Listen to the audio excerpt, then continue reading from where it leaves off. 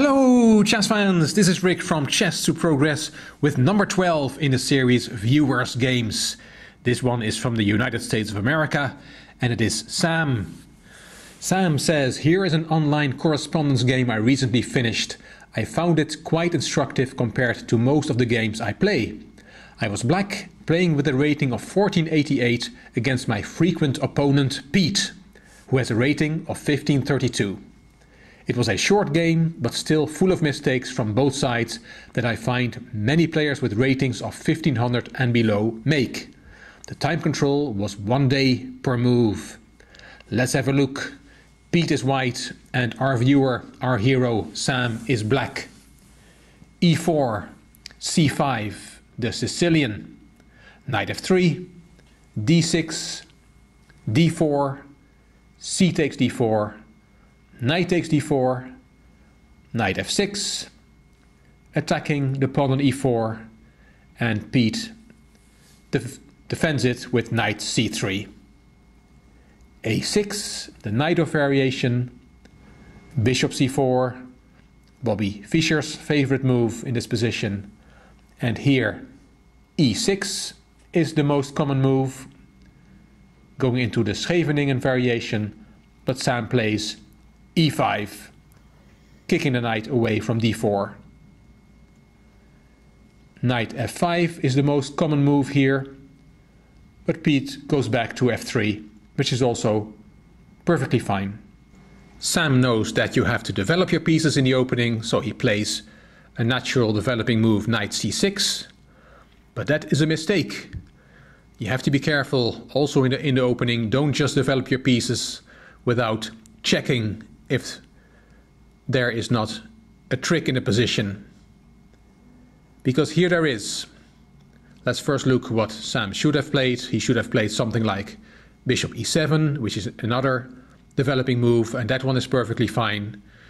Because if then Pete hits out with the move that he plays in the game, knight g5, attacking the f7 pawn with both knight and bishop, then black can castle, and the f7 pawn is protected well enough by rook and king. But after the move from the game, knight c6, black has a problem after knight g5. It's attacking the pawn on f7 twice, it's only defended by the king, and there is no other piece, no other minor piece that can defend the e6 pawn properly. Queen e7 doesn't make sense because then white will take on f7 anyway. You can ask the question about knight g5, is that a good move? Because it's of the 8 moves that white has played, it's already the 4th move with the same piece. That knight went from g1 to f3, took on d4, went back to f3, and now to g5. I talk a lot about development and not playing with the same piece in the opening twice. But of course there are exceptions. Otherwise chess would be an easy game, and it is not. In this case there's a concrete reason why playing with the knight again is a good move, because you win a pawn. Sam plays the best move in the position, bishop e6, and white wins a pawn with bishop takes, f takes, and knight takes. Now the queen is hanging, so queen d7. Now the knight is attacked, so Pete decides to take on f8, rook takes f8, and white has won a pawn. Of course it has cost him a lot of time to win that pawn. He has made a total of 6 moves with 1 piece, so he has now to take care of his development of his king and making sure all his pieces get into play. He starts well with castling kingside. Sam decides to castle queenside, and now a perfectly normal move is something like bishop e3, developing a piece, and black has no compensation for the pawn. But Pete decides to play for tricks. He plays knight a4, and yes, there's a trick. It threatens knight b6, forking king and queen, but it's not a good move. After Sam's reply, queen e6, of course he had seen that trick, the knight on e4 just looks very silly. It was much better on c3, and not only has white lost time with moving that knight again, he also moved it to a worse spot, just for a one-trick shot, which didn't even work. Now he has to worry about the e4 pawn, which is attacked by the knight on f6, and he decides to protect it with f3. Sam recognizes that white is underdeveloped, and he plays a very active move in the center, d6 to d5. Pete should have taken that pawn, e takes d5, because then Sam wants to take back with the rook, attacking the queen, but that's not possible because that knight on a4 does have a function. After rook takes d5, there is knight b6 check, winning material. So after e takes d5, Sam has to take back with the knight, and then has some compensation for the pawn. But Pete did not take on d5. He played queen e2, defending his e4 pawn for a second time that way. Sam played actively d takes e4, good move, f takes e4, and knight d4, attacking the queen. And white has to be careful, not only his queen is attacked, but also he has to make sure his e4 and c2 pawns stay protected. And he plays a good move, a brave move. He plays queen d3, and it's normally not something you want to do, putting yourself into a discovered attack, because if black plays away his knight, suddenly the rook on d8 is attacking white's queen. But still it's the best move, because it turns out black does not have a good discovered attack. With queen d3, white can keep his position together, keeps those pawns protected, although black has now very good compensation for the pawn.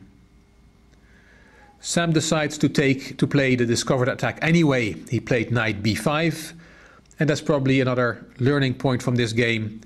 If you have a threat in a position, and in this case of course there's a threat of the knight moving and the rook attacking the queen. If it doesn't work straight away, if you don't have a great discovered attack straight away, keep it in the position. We have a saying in chess that the threat is stronger than the execution. And in this case, Sam should have kept that threat in the position, not play it yet, because the threat is stronger than the execution. He played knight b5, and here white had a good possibility, which he didn't take. The queen is hanging, but he can counter-attack black's queen with the move knight c5. And then it's not good for black to take white's queen. Rook takes d3, because then there is knight takes e6, and suddenly both black's rooks are hanging. The rook on d3 is attacked, and the rook on f8 is attacked, and white wins material. So after knight c5 you cannot take the queen. You can play, for example, queen c6, but then white has another good move.